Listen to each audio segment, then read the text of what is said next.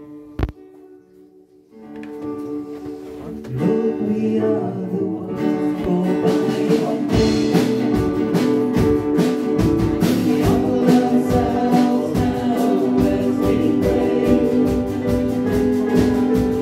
Rest every sin and wicked way. Lift our voice, seek your face and pray. God's in the rain. Pour out your spirit.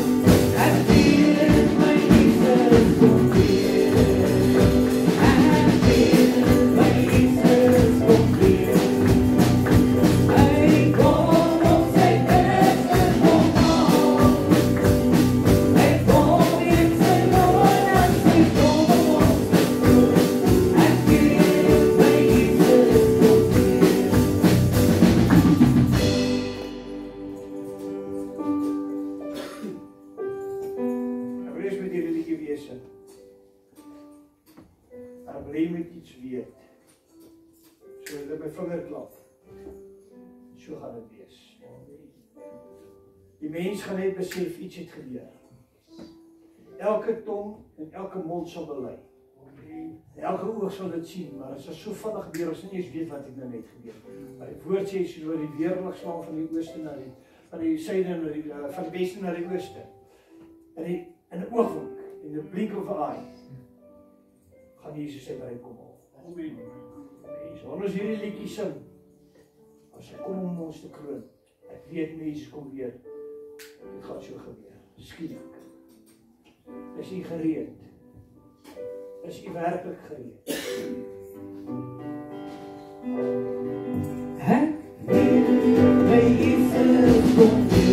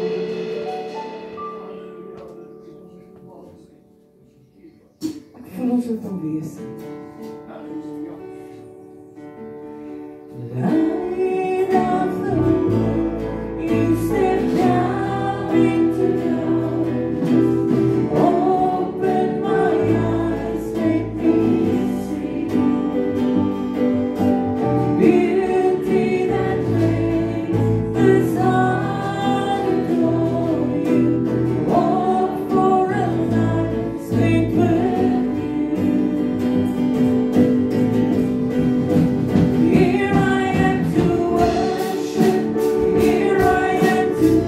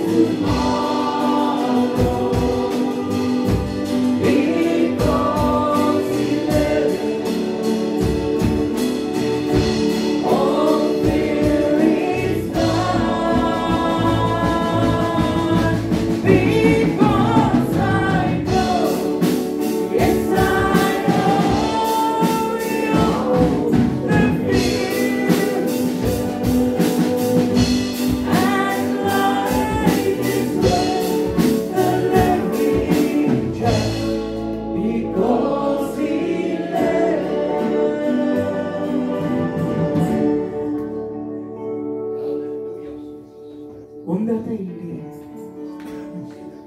Hy het opgestaan. Ons sit ons hande net so bietjie voor die koor. Dankie Dankie Here, dat U ons gesterf het. Dankie Here dat U oorwin het.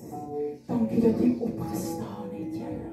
Because You live, I can face tomorrow.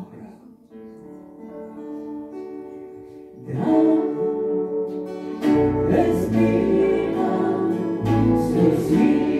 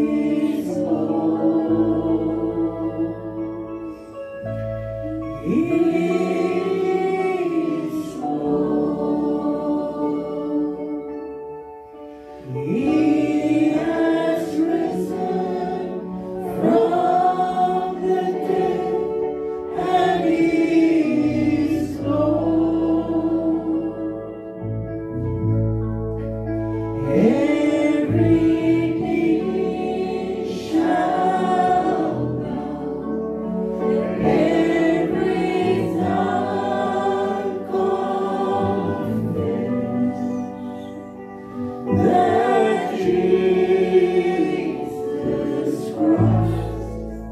He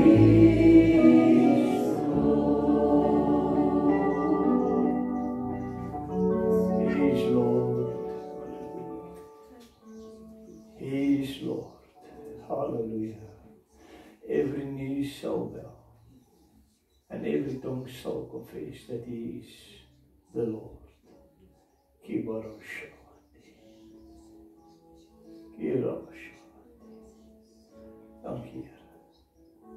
Thank you, Here.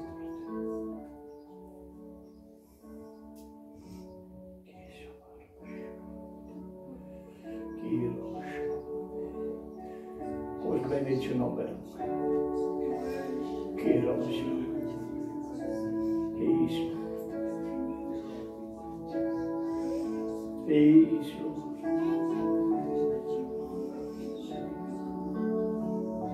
And before Him every knee shall bow, and every tongue shall confess that He is Lord. But not just Lord, they will confess that He is the Creator of every man and every woman on this earth. They will confess that there is none beside Him.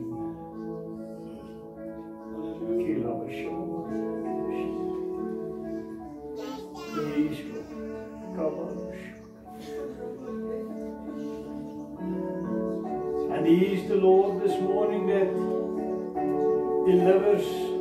He is the Lord that healeth. And He is the one that sets free. And He's also the one that mends the broken heart. He's the Lord God of a second chance. No matter where you turned in life, no matter how dark your road, no matter where you turned, He is your Lord and your God that's giving a second chance. Just rise up out of the ashes, rise up out of humiliation, rise up out of the lies, and stand up and confess that He is Lord. And He is your Lord and your God, and your King and your Savior, and your Redeemer that liveth forevermore.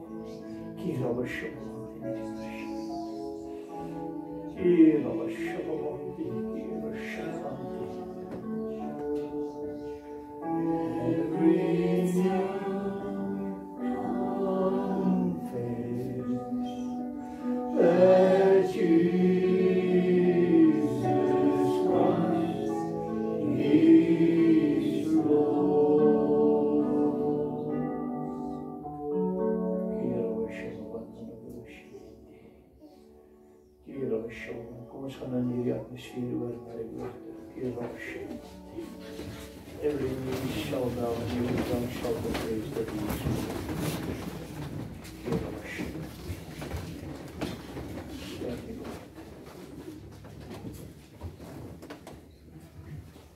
Hallelujah.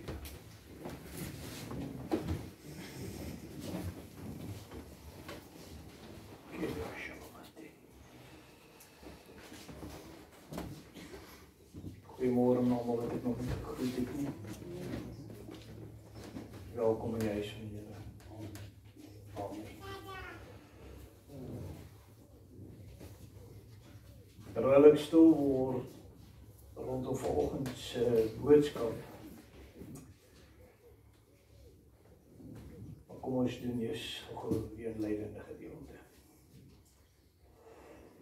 Ons Paasnaweekdienste wat onderaand begin ek met teaching rondom geen vergifnis sonder bloed.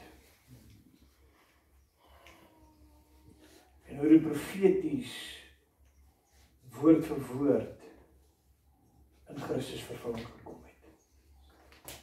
Ons goeie Vrydag boodskap was gewees aangekla of vry.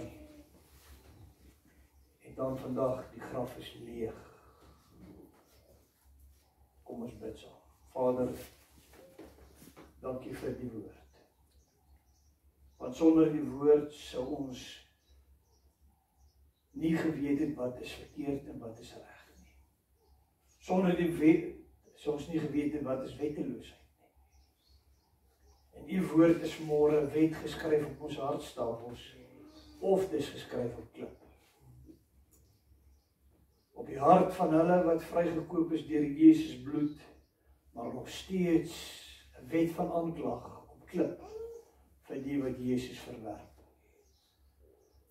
Maar daar is 'n wet en dit staan geskryf en alleenlik Jesus kon dit in vervulling bring en dit lewendig in ons harte kom plant.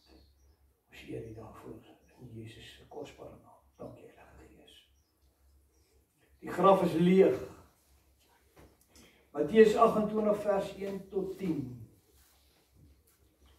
Maar voordat ek by dit kom, terwyl ek stil word rondom die woord in die vroegoggendure vanoggend, vir die Gees van die Here vra, wat moet ek vanmôre as woord bring na U toe? Want vir baie jare al praat die Heilige Gees met my letterlik 'n uur voor ek kerk toe kom waaroor moet ek preek. En in daardie uur sit ek die skrifgedeeltes vinnig op PowerPoint.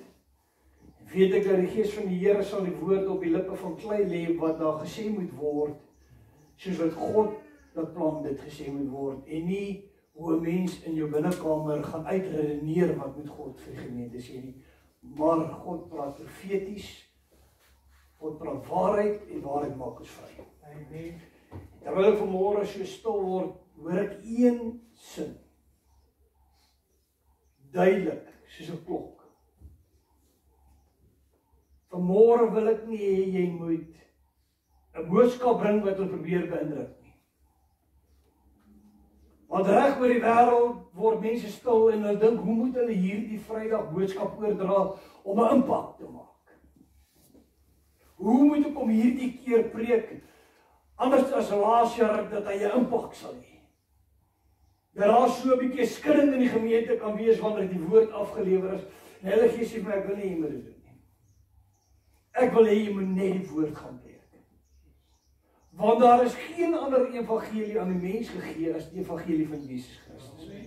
Daar's niks wat ons kan byvoeg nie en daar's niks wat ons kan wegvat nie. Die evangelie van Jesus Christus het my en u tot by hierdie plek gebring en die evangelie alleen gaan ons verder vat. Ons het nie nodig dat 'n mens ons emosioneel kom opsweep om in 'n emosionele toestand of in 'n emosionele moment skuldig te voel en 'n emosionele besluit te neem om Jesus te volg. Daar moet 'n kragtige bewuswording wees van die werklikheid wie God is. Amen. En daardie bewustheid kan net God alleen in jou lewe. Geen pastoor, geen leraar, geen niemand kan in jou lewe God lewendig kom maak en dit vir jou in 'n lewendige verhouding kom openbaar. Die woord word gespreek, maar die Gees van God maak dit lewendig.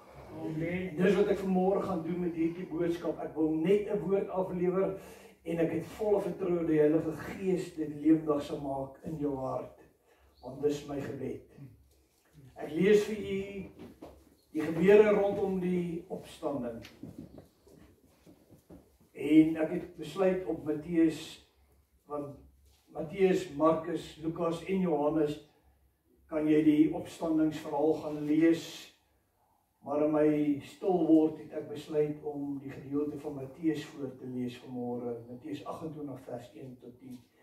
En laat na die Sabbat, toe begin lig word in die eerste dag van die week, kom Maria Magdalena en die ander Maria na die graf toe te gaan kyk. Die eerste dag van die week is nie maandag nie. Die eerste dag van die week is Sondag. Want die Sabbat is Saterdag. En dis die dag waarop God gerus het. En toe volg Sondag, die eerste dag van die week. Nie volgens die Gregorian kalender wat dit kon verander het en die Sondag die laaste dag gemaak het en Maandag die eerste dag gemaak het. Die Sondag is die eerste dag van die week. So Christus het op die eerste dag van die week, op daardie Sondagoggend, was Christus reeds opgestaan. En ek wil hier moet baie mooi verstaan dat die rots was nie weggerol dat Jesus kon uitkom nie.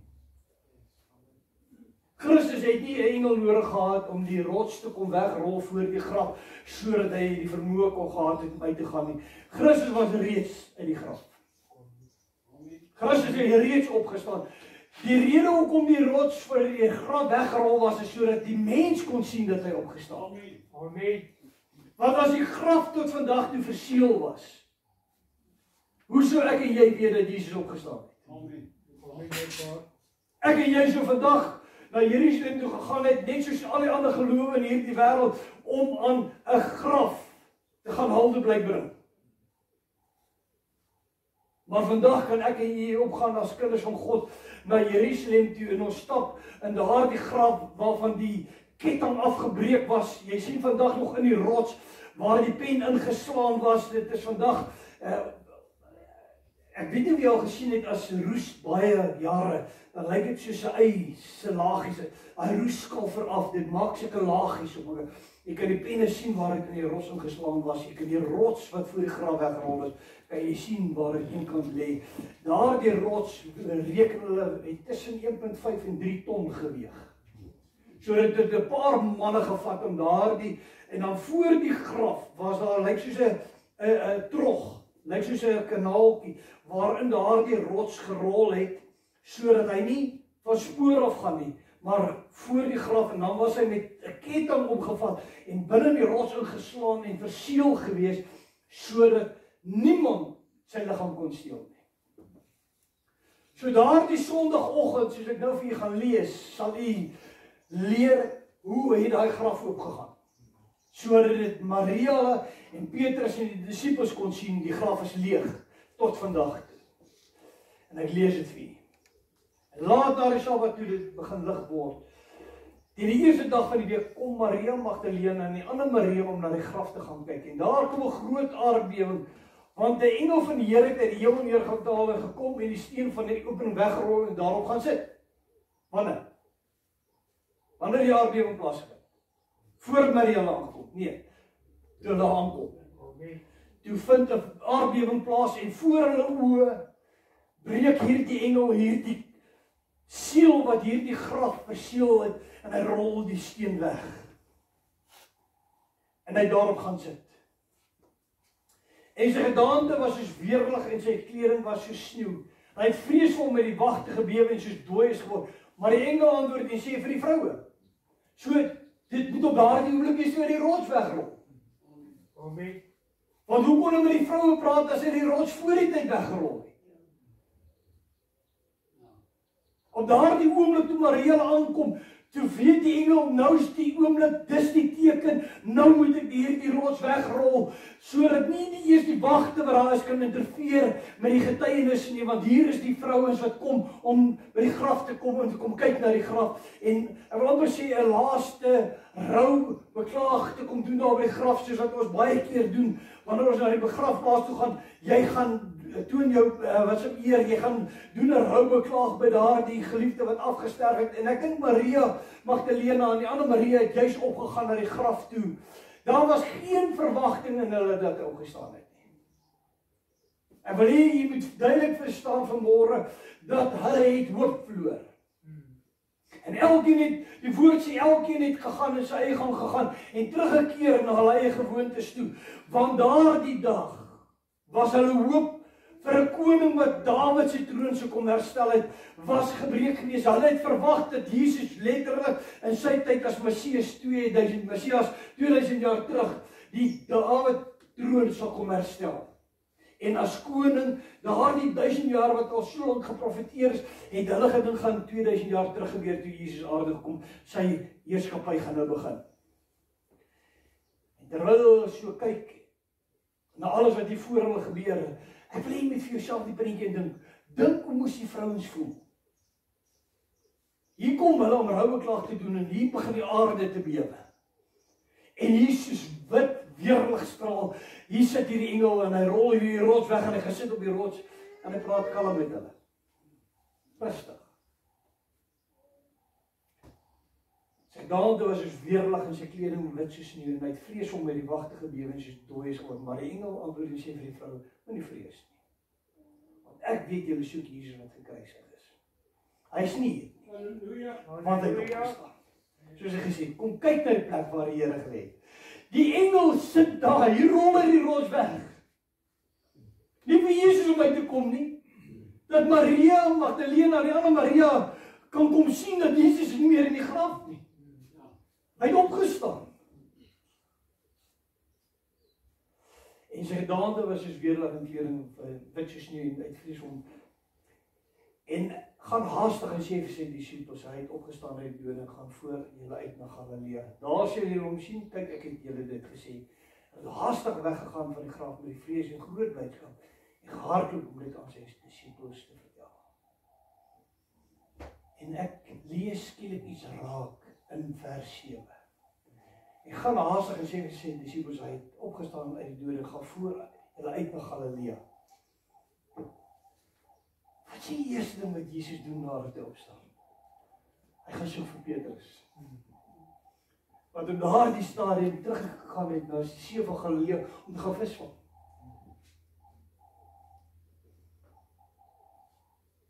Toe opstaan te gaan hy na Galilea. Voor hy met die ander disippels praat. Voor hy met die ander disippels om Maria Magdalene of weet jy, is hy op pad na Galilea toe. En in hierdie oomblik besef ek weer eens hoe groot is sy genade. Amen. Hierdie disipel, wat sy lieveling disipel is.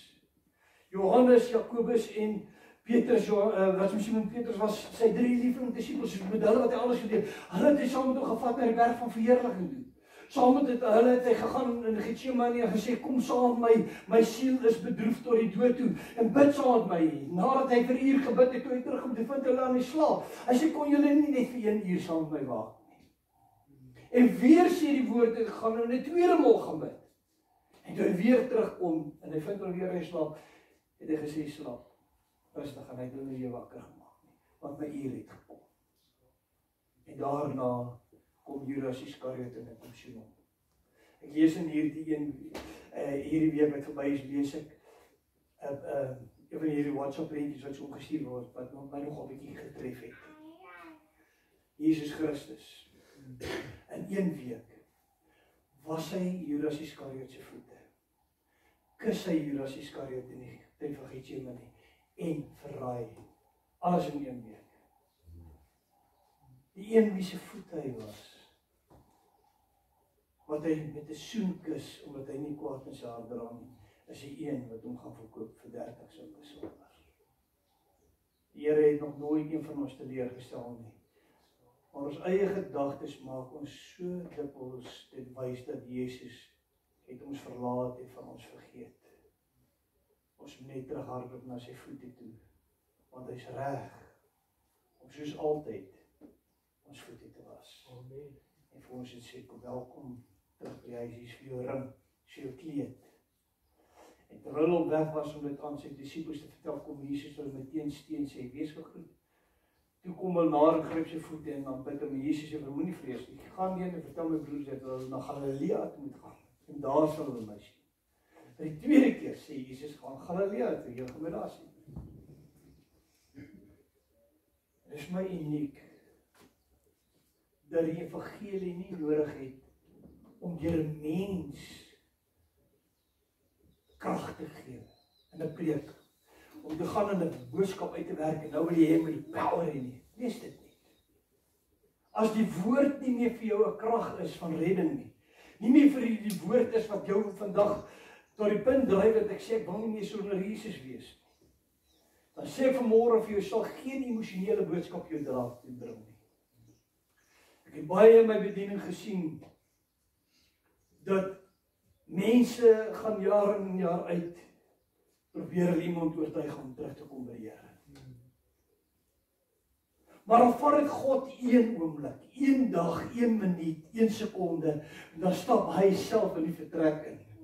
Al is die deure gesluit. Jy kan hom nie buitekant toesluit, jy kan hom nie buitekant jou huis uitsluit nie. Skielik staan hy by jou. Amen. En jy besef dat hy is die een wat deurboor was vir jou sondes. Hy is die een wat hom nooit van jou vergeet het nie, wat jou kom soek waar jy wegkry. Amen, dis waar.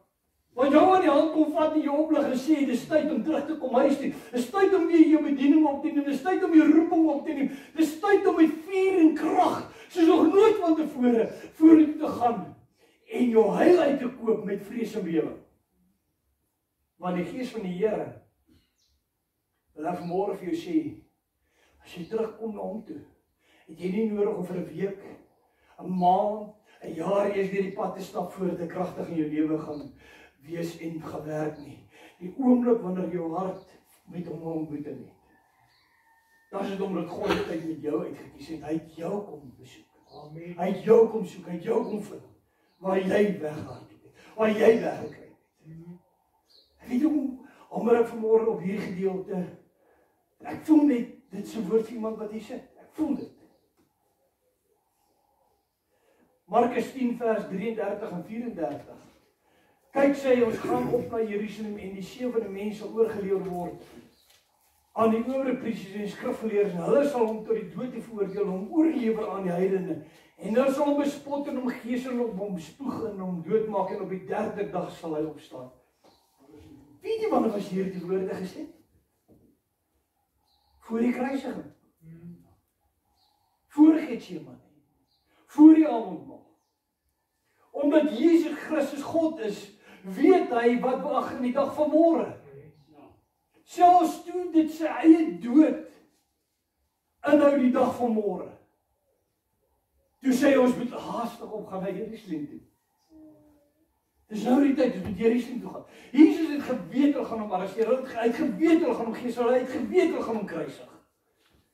En nog sê hy, ons moet na Jerusalem toe gaan. Hoor hoe in detail sê vir hulle. Ons moet opgaan en die 7 mense oorgelewer word aan die owerpriesters en die skrifgeleerdes. Hy sê vir hulle voor die tyd, hy gaan voor die Sanhedrin verskyn. En hulle sal hom tot die dood toe veroordeel en hom oorlewer aan die heidene. Jesus sê al vir hulle op pad na Jerusalem toe, hulle gaan my oorgee aan die Romeine, die heidene. En daar gaan die heidene my tot ter dood veroordeel. Pontius Pilatus, nie 'n Jood nie. Romein gaan my oordeel. En my oorlewer. En hulle sal hom bespot en hom geesel en hom spoeg en hom doodmaak, en op die 3de dag sal hy opstaan. Voordat hy sterf, omdat hy God is, sê hy, ek sal op die 3de dag opstaan. Amen.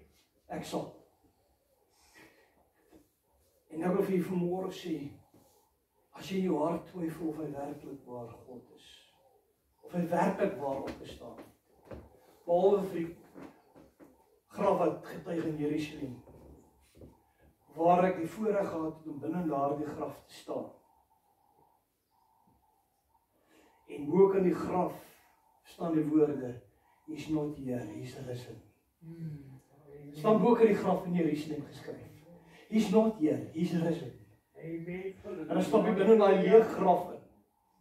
En Jolande, jy kan voel, daar is heiligheid in my graf. Jy kan dit voel. Jy het nie nodig om emosioneel te wees nie. Wie wat was my uniek toe ek in Israel gaan toer het.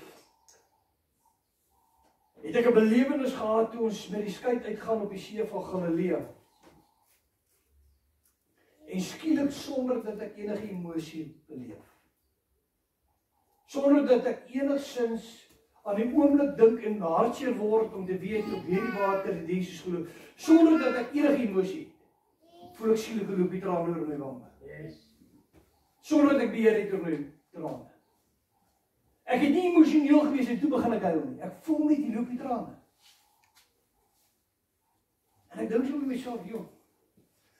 Wat kan die mense dink as my nou so staan sien en sien wat so ek staan en huil. En toe ek so kyk om my. Toe huil almal op my skip. Die loopie trane is oor hulle wange. En as die Here hier het, so 'n oomblik van 'n heilige ontmoeting met God op hierdie water.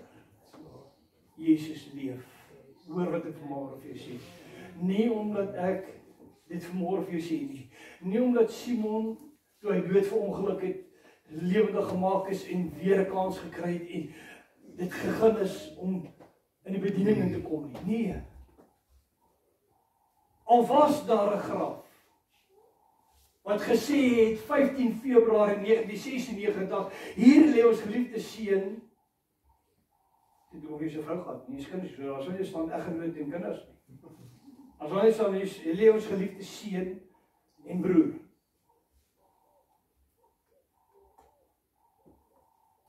En hy dash tussen 1968 en 1996, net 'n dash. En so my ma ook dalk vandag so nou en dan nog 'n draai gemaak het by my graf. Om te sê, ek wonder hoe sou hy gelyk het as hy gebly leef het. So jong, teen sy 20's, jong, tyd het ek die minste verwag het, ek dood ooit in my lees kom klop. Kon ek net sowel op my graf gestaan het vandag. Maar Jesus leef, omdat hy God is. Jesaja 53 vers 9 is geprofeteer lang voordat Jesus hierdie woorde is gesê. En hulle het hom sy graf by die goddelose gegee en by 'n ryke was hy in sy dood, omdat hy geen onreg gedoen het en geen bedrog in sy mond gewees het. 2000 jaar voordat Jesus gebore is, 2000 jaar voordat hulle hom gearresteer, 2000 jaar voordat hulle hom onskuldig aan 'n kruis vasgeslaan het, sê Jesaja, en hulle het hom by sy graf by die goddelose gegee en by 'n ryke was hy in sy dood, omdat hy geen onreg gedoen het en geen bedrog in sy mond gewees het. Hoor wat sê hierdie gedeelte wat dit vervul. Matteus 27 vers 57 tot 60. En toe dit aand geword het, daar 'n ryk man van Arimatea gekom met die naam van Josef, wat self ook 'n disipel van Jesus was. Hy het na Pilatus gegaan en die liggaam van Jesus gevra. Toe beveel Pilatus dat die liggaam afgegee moes word. En Josef het die liggaam geneem en dit met skoon linne toegedraai en dit in sy nuwe graf. Die ryk man se graf. By die ryke het hy gelê. Wat hy in die rots uitgekap het en nadat hy 'n groot steen teen die opening van die graf gerol het hy weggegaan. 2000 jaar voor Jesus sê Jesaja al, hy sal by die ryke lê. Hy wat geen skuld het nie. Daar's iets vanmôre wat ek wil hê jy moet lees uit God se woord uit. God se woord het nie my en jou nodig om God 'n werklikheid te maak nie. Ek en jy vanmôre sit hier omdat ons oortuig is dat die woord van God 'n werklikheid is. Nie omdat ons die woord aan iemand anders 'n werklikheid gemaak. Die woord praat vir homself. God se woord praat vir homself. Dit getuig vir homself. Jy moet dit net lees. 1 Korintiërs 15 vers 1 tot 4. Broeders, ek maak julle die evangelie bekend wat ek aan julle verkondig het, wat julle ook aangeneem, waarin julle ook staan, waardeur julle ook gered word, as julle daarom vashou op die wyse waarop ek het aan julle verkondig, of julle moet dit vergeefs geglo het. Want die eerste plek het ek aan julle oorgeleer wat ek ook ontvang het, dat Christus vir ons sondes gesterf het volgens die skrifte, en dat hy begrawe is en dat hy op die derde dag opgewek is volgens die skrifte. Volgens wat? Volgens die skrifte. Die woord is geskryf. En buitekant die geskrewe woord is daar geen enige krag van 'n mens af nie. Selfs toe die vyand hom in die woestyn kom versoek het. Wie wou die vyand Jesus in die woestyn kom versoek? Daar staan geskryf. Dat hy sal sy engele aangaande u bevel gee dat u voet nie teen die klip sal staan nie. En Jesus antwoord, nie sy eie woorde, alhoewel dit sy eie woorde is, maar in die kapasiteit van, hy het nie nodig om homself te verdedig of te weerlet teen vyand nie. Hy sê, daar staan geskryf. Jy mag die Here jou God ook nie versoek. Maar wat het die vyand van hom gesê net voor dit? Neem hom na 'n hoë, dat so'n plek, bo op die tempel. En hy sê vir Jesus, werp jy van die tempel af. Want daar is geskrywe dat hy sy engel bevel gee aangaande en hy sal die klip, voet nie in die klip sal. En Jesus sê, daar is al geskrywe, jy mag die Here jou God nie beproef nie. Amen. Amen.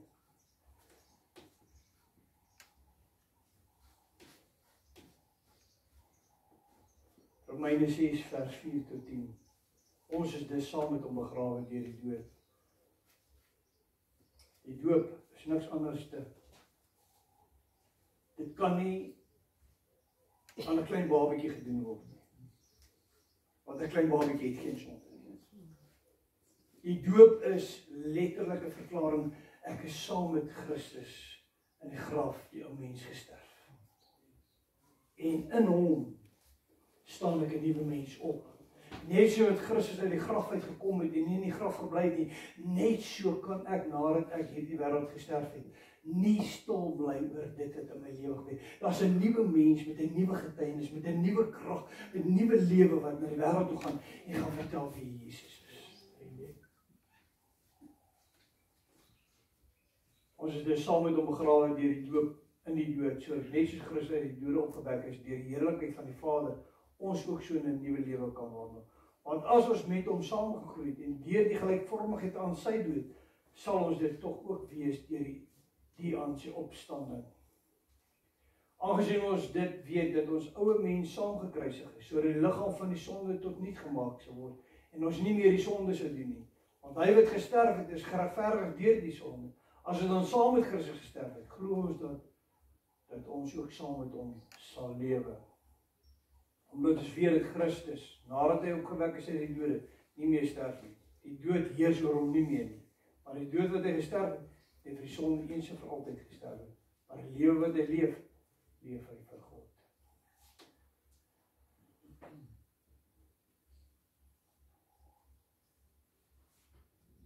This scripture says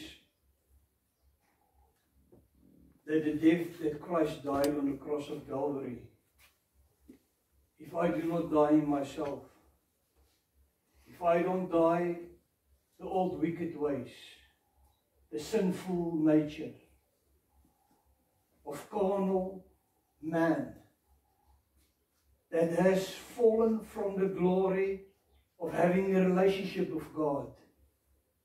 When Adam and Eve sinned against God, all mankind were cursed by the sin of one man. It came into this world, and through the DNA that's still in your body today, that DNA is the curse that is still in our body, and in this carnalness of the sinful nature of our DNA and its desires, we cannot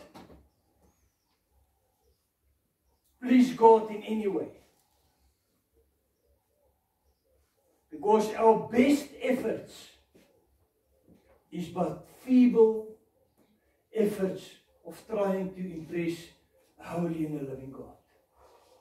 There's only one price, there's only one power that can change you, and it's the blood of Jesus Christ. Amen. Hallelujah.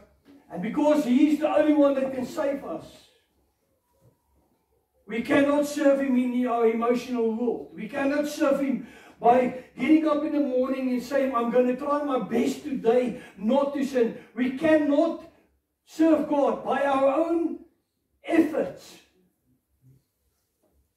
We get up in the morning and we say for ourselves, I'm not going to swear like I did yesterday. I feel there's something wrong. I must change in my life. I must be ready when I die. Some people even say, if there's a God, I don't want to die and I haven't prepared myself. And now we're trying to impress God. Can't save you. There must be a time of dying in yourself. Amen. There must be a moment in your life where God comes and a new man, a new woman is born inside of me. Not of the flesh, but out of the Spirit of God. Amen. Hallelujah. And once the Spirit of God lives inside of me, that quickens the mortal man, the mortal spirit. And in that moment, I become one with God. I become His son. I'm becoming His daughter. And the reason why I'm doing this sermon, this part of the sermon in English, there's people in this service this morning that's going to get baptized afterwards that doesn't understand Afrikaans, that must understand it in English, that they know why they are getting baptized this morning. We can't just make the assumption that because we're going through the baptism, we know what it is about. We must know why we get baptized. There's an old man that died. From that moment of baptism, the old person is no more. But I'm resurrected in Christ. I'm being made alive by the Holy Spirit that comes and dwells now inside of me. Of van daardie oomblik af, wanneer jy deur die doopbad kom, die Gees van God in jou kom woon, jy 'n nuwe mens is, wil ek vir jou sê, jy het nog steeds 'n sondige pad gestap tot by die doopbad. Daarom moet daar iets volg na die doopbad. Heiligmaking. Amen. Want sonder heiligmaking sal ons nie God sien nie. So, die oomblik as ek deur daardie doopbad gaan, dan begin daar 'n stryd binne my teen my ou mens, want die nuwe mens wat Jesus nou gevind het, wil by Jesus se voete bly, maar die ou mens wil my wegtrek van God af, my terugvat na die paaie en die dinge wat ek gedoen het gister, maar ek kan nie in die ou dinge bly en groei in Christus. I can't stay the same person I was before I got baptized. From the moment of baptism, that moment I repent, that moment I'm taking that step of dying in Christ by having a public confession of my belief in Christ. From that moment, a purification process starts. A process where I deliberately get up in the morning and pray God's fire into my life to purify me from all iniquities, from all impurities, so that I can walk this path, not by my own power, but by the glory of Jesus Christ that lives in me. Daardie oomblik wanneer Jesus Christus in jou kom woon, en nou is dit sy krag en sy liefde wat my dryf, dan kom daar 'n passion vir Jesus binne my hart. Jy kan nie vanmôre 'n passie hê vir jou vrou of jou man as jy nie waaragtig lief is vir jou man of vir jou vrou nie. Kan jy passie hê vir jou kinders as jy nie waaragtig lief is vir hulle nie. Net so kan ek ook nie vir Jesus volg as ek nie waaragtig lief is vir hom nie, soos wat hy vir my lief is nie. En die enigste manier hoe ek vir Jesus kan lief wees is God sy liefde, sy agape liefde in my kom uitstort. Want van daardie oomblik af is daar 'n ander liefde, daar's 'n ander begeerte wat my dryf. Galasiërs 2 vers 20, ek is met Christus gekruisig en ek leef nie meer nie, maar Christus leef in my. Want ek nou in die vlees lewe, leef ek deur die geloof in die Seun van God wat my lief gehad het en homself vir my oorgegee het. Amen. Alles wat ek nou net gesê, daar is die skrif sê dit. Ek het vanmôre weer gesê, ek gaan nie 'n preek vir jou bring wat uit myself geskryf is nie, ek gaan net vir jou die woord bring. En die woord sê, ek is met Christus gered en ek leef nie meer. Yes. Amen. So en ek nog teologie gaan swat het. En ek wil vanmôre weer kom sê, ek het teologie geswat tot op die vlak van 'n honneursgraad. En ek wil nou met my teologiese slim praatjies jou kom wys dat ek Jesus volg. Maar my lewe toon nie die vrug daarvan. Gaan jy my glo? Wie wat gaan gebeur? Ek gaan skare bring in Jesus se koninkryk. Want my lewe is nie gered oor studies wat gedoen was nie. Dis nie gered omdat ek teologies gevorderd geraak het. Die teologie is die voedsel wat soos brood binne my tot voeding moet wees van die nuwe mens wat nou in Christus opgestaan het. Ons kan van die môre tot die aand kan ons teologiese argumente gesprek hê. As ek nog nie by die plek kom dat ek die vrug leef van dit waarvan ek praat nie, dan klink ek soos 'n klinkende metaal. 1 Korintiërs 13 sê dit duidelik. Hy sê, al sou ek die engele tale praat, en ek het nie die liefde nie, is ek 'n klinkende sabel.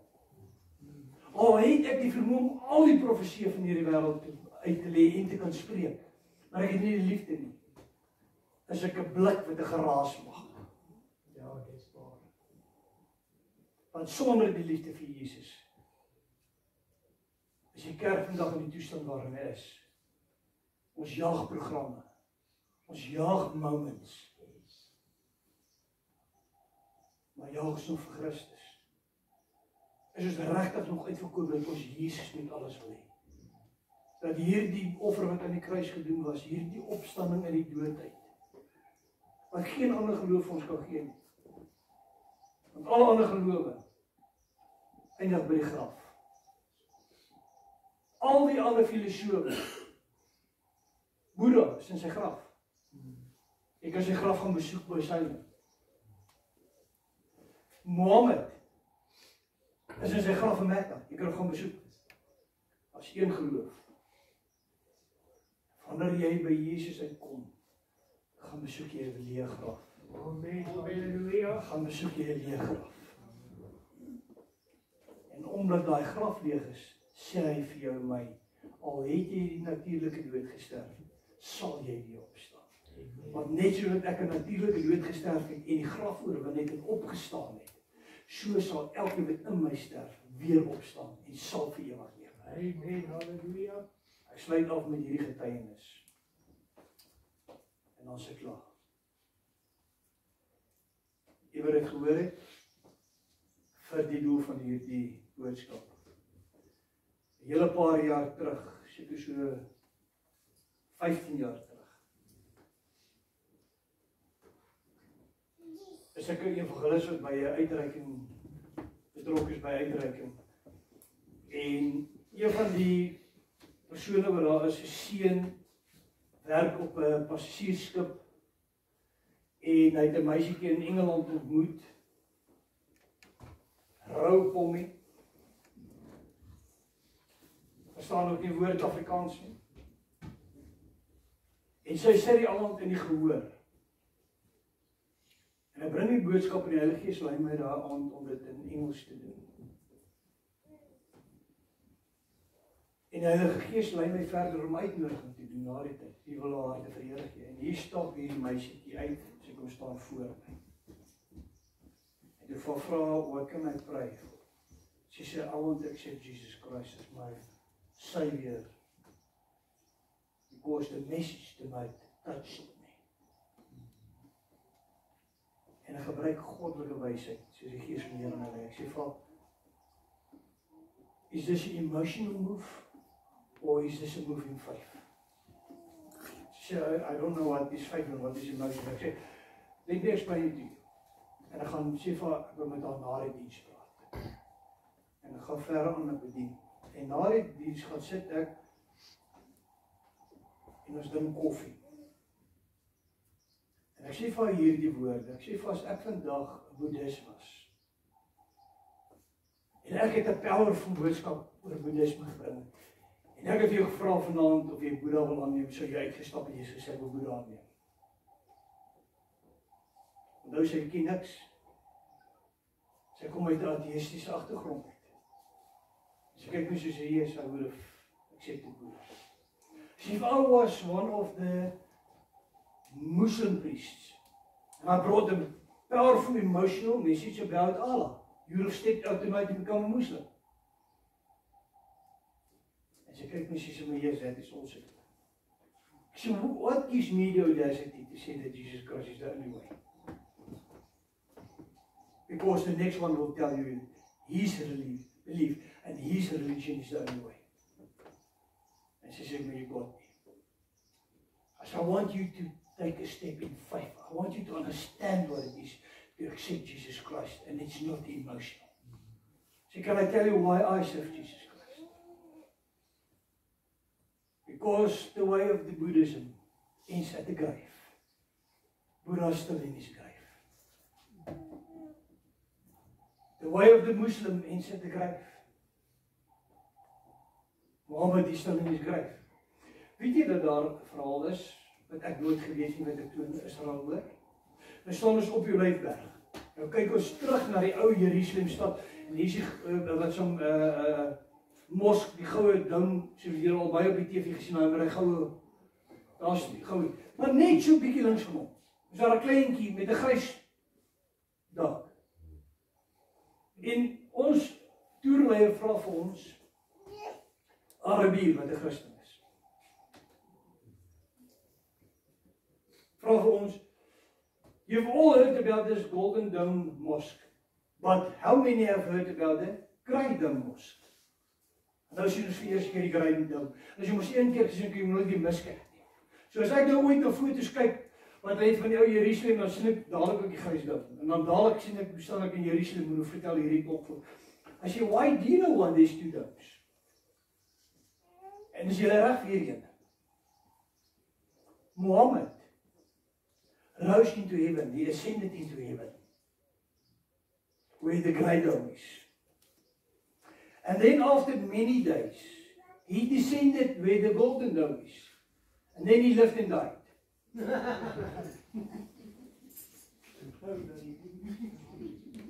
And he's buried in Mecca.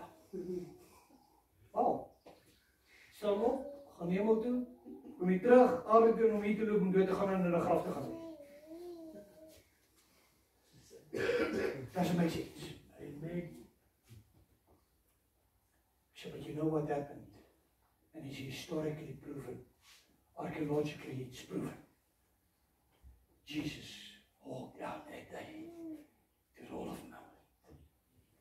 And before all of his angels, and all his disciples, all the hordes of heaven, and all the men and women that followed him, in front of all their eyes, with the risen body that you could touch. He wasn't a ghost. Because he told Thomas, come and put your hand into my wound. I'm not a ghost. I've really risen.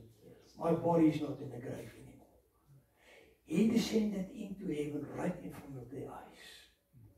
And when he descended, the angel said to the men of Galilee, why do you stare at heaven? Do you not know that this Jesus Christ will return exactly the same way he ascended into heaven today?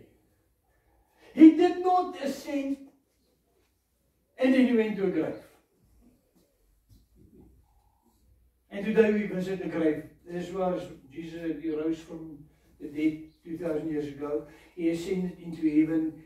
He brought atonement of our sins of his own blood on the ark in heaven. And then he came back to earth and then he died and he's in the grave. No.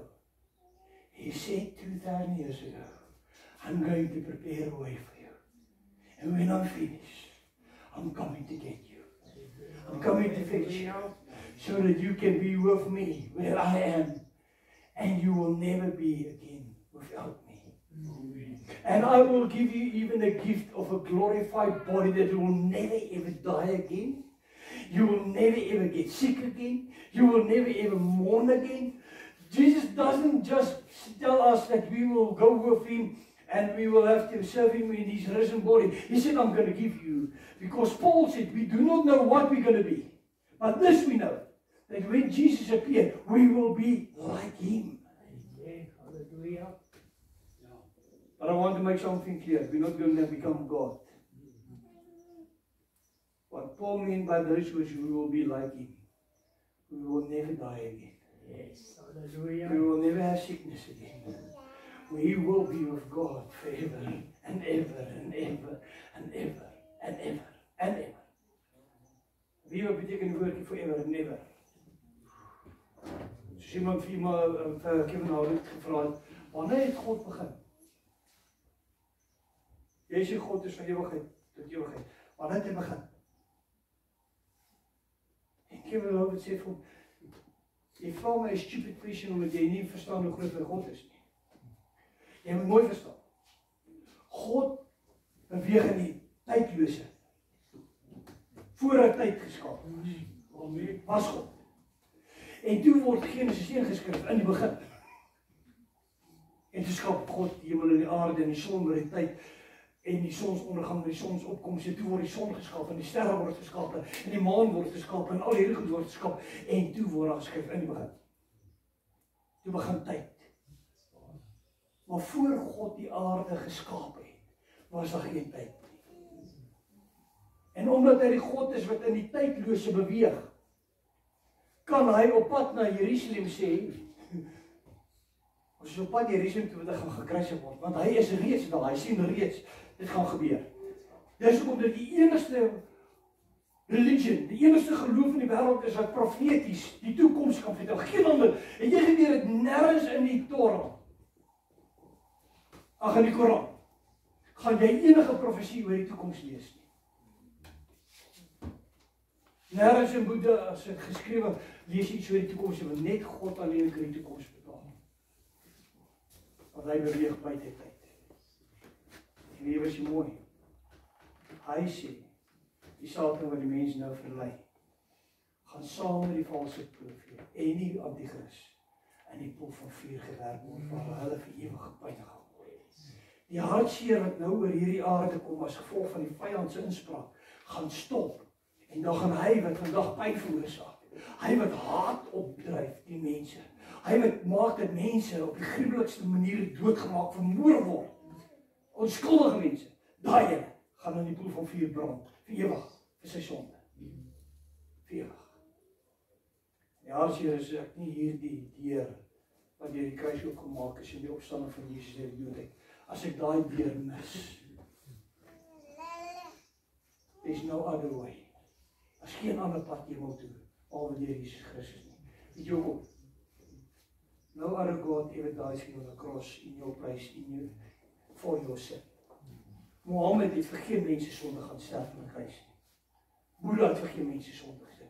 Jesus Christus is die enigste een wat God is, wat mens word en in jou plek aan 'n kruis gaan sterf, sodat jou skuldige bloed 'n losprys kan neem eendag by hom te kan wees.